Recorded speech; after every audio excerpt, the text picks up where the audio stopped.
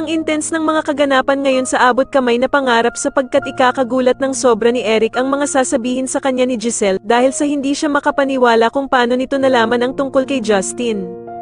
Dito nga matapos malaman ni Giselle ang katotohanan tungkol kay Justin dahil nga sa pag-imbestiga ni Kinito sa kanya ay galit na galit niyang kukumprontahin si Eric.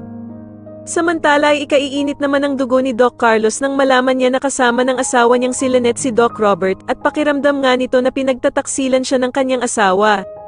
Ngunit kahit anong paliwanag naman ni Lynette kay Doc Carlos ay hindi siya pakikinggan ng kanyang asawa at mahahagisan pa nga siya nito ng baso na mag-iiwan sa kanya ng mga bubog. Kaya naman ay gulat na gulat si Lynette sa ginawa sa kanya ni Doc Carlos at dito nga ay puro dugo ang braso nito dahil sa mga bubog na tumama sa kanya. Sa kabilang banda naman ay muling babalik nga ang feelings nitong si Doc Robert kay Lynette dahil nga sa pagyakap nito sa kanya nang makaramdam nga ito ng sobrang takot.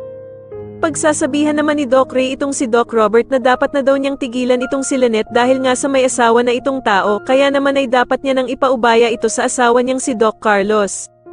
Pero sasabihin ni Doc Robert na naiinis lamang siya kay Doc Carlos dahil sa pinababayaan daw nito si Lynette na umalis kung saan-saan imbis na magpahinga na lamang ito. Samantala ay magkakasundo na nga ang mag-amang Eric at Justin para sa pinaplano nilang pagpapabagsak ng Apex at eto nga ay ang pagkuha ni Eric sa loob ni Giselle.